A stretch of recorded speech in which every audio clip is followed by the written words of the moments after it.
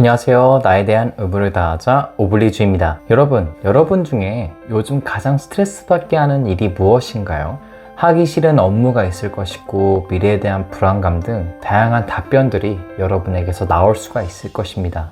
하지만 가장 원초적이고 힘든 문제점 한 가지를 꼽자면 바로 인간관계가 아닐까 합니다. 특히 인간관계 때문에 나 자신이 상처받는 것이 너무나 큰 스트레스죠. 나는 분명히 진심을 다해서 상대방에게 다했는데 돌아오는 것은 내 기대만큼 무엇인가 돌아오지도 않고 심지어는 언제 그랬냐는 듯 없던 일처럼 나를 대하기도 하고 심지어는 더 나아가서는 무시를 하기도 하죠. 사랑관계 정말 어렵습니다. 더군다나 스스로 마음을 지키면서 인간관계를 맺는 것, 이건 정말 10배는 더 어려운 것 같아요. 그래서 제가 여러분에게 인간관계에서 상처받지 않고 자신을 지키는 방법 3가지에 대해 알려드리려고 합니다.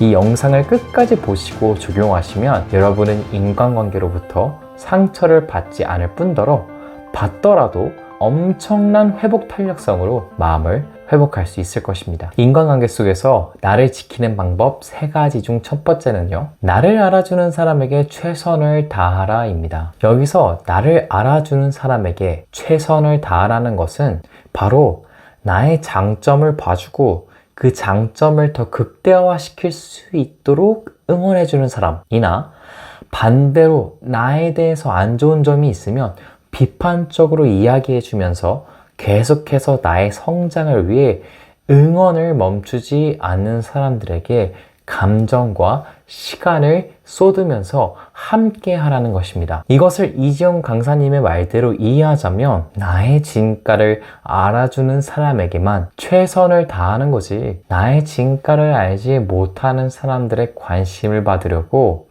내 감정을 소모하고 시간을 소모할 필요 없어 라고 이해하시면 좋겠습니다. 이렇게 되면 내가 정말 함께하고 싶은 친구가 누구이고 정리해야 할 친구가 누구인지 스스로 반성할 수 있게 됩니다. 그런데 생각보다 사람들이 이렇게 최선을 다하라는 것에 오해를 갖고 있는데요. 그것은 내가 이렇게 하면 반대로 그 사람도 이 정도는 해야 하는 것이 당연한 거 아니겠어? 라는 어떤 기대값을 무의식적으로 여러분 스스로 모르게 고정을 시켜버립니다. 물론 어느 정도의 상식적인 give and take는 분명히 있어야 되겠죠. 적어도 만나는 사람들의 문법이 만약 더치페이라면 거기에 따라야 하고, 그게 아니라 한 명이 다 사는 문화라면 거기에 따라서 반응을 해야 되겠죠. 하나의 예입니다, 예. 하지만 give and take에 너무 함몰되어 버리면 그 사람과의 관계가 보이지 않고 내가 얼마나 잘했는지에 대한 상대적 우월감에 쉽게 빠지기도 합니다. 그렇게 되면 더 이상 인간관계가 아니라 갑과 을의 관계로 어느 순간 변하게 돼버리는 거죠. 그렇다면 갑과 을의 관계로 가지 않고 어떻게 최선을 다할 수 있을까요? 여기서 이것만 기억하시면 됩니다. 상대방은 나랑은 완전히 다른 사람이야. 상대방은 어떻게 해도 나처럼 만들 수 없어. 그냥 인정하자. 이것만 기억하시면 됩니다. 만약 그 사람이 인정이 안 되면 둘 중 하나를 필연적으로 선택하게 됩니다. 첫 번째는요, 그 사람의 과거나 가치관이 형성된 과정이나 서사를 들어보고 다르다는 것을 인정하고 이해하거나, 아니면 완전 반대로 두 번째로는요, 서로의 행복을 위해서, 서로의 안녕을 위해서 서로 좋게 헤어져야 하는 것이 결국 끝에는 여러분 스스로 선택하셔야 합니다. 그렇게 돼야 내가 더 이상 상처받지 않고 도리어 내가 의미 있고 행복한 인간관계를 더 길고 더 풍성하게 누릴 수 있는 것입니다.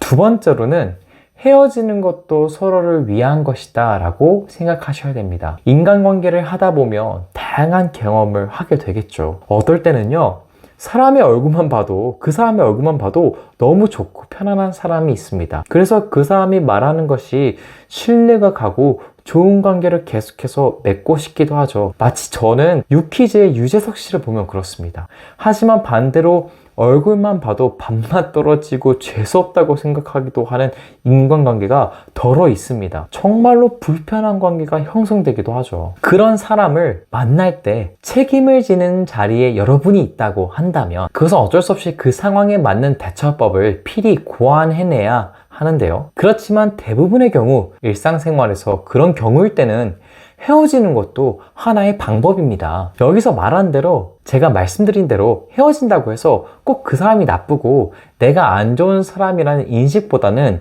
서로가 맞지 않기 때문에 서로의 안녕과 행복을 위해서 헤어져야 할 때가 있습니다. 여러분도 아시다시피 그 사람과의 시간이 아깝다고 생각이 드는 관계가 있죠. 그럴 때는 여러분과 그 사람을 위해서 이렇게 이야기를 해줘야 합니다. 서로가 생각하는 가치관이나 이해하는 시선이 너무나 다릅니다. 그러니 우리가 계속해서 관계를 갖는 것이 도리어 서로에게 좋지 않습니다고 말이죠. 사실 이 말은 정말 어려운 말이죠. 상대방을 배려하면서도 상대방에게 미움받을 용기도 필요하기 때문에 엄청난 책임을 떠안게 됩니다. 그런데 미움받을 용기의 저자인 철학자 기시미 이치로의 이야기를 들어보면 결국엔 그 무거운 책임은 나 자신의 행복을 지키기 위한 것임을 알게 되는 하나의 방법이구나라고 이해하게 됩니다.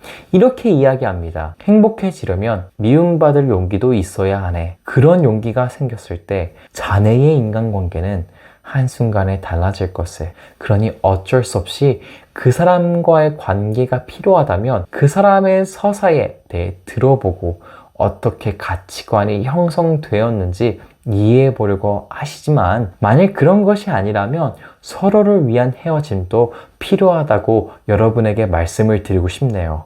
마지막으로 인간관계 속에서 나를 지키는 방법은요, 바로 공부하고 사색하고 반성하라입니다. 아니 잠깐만요.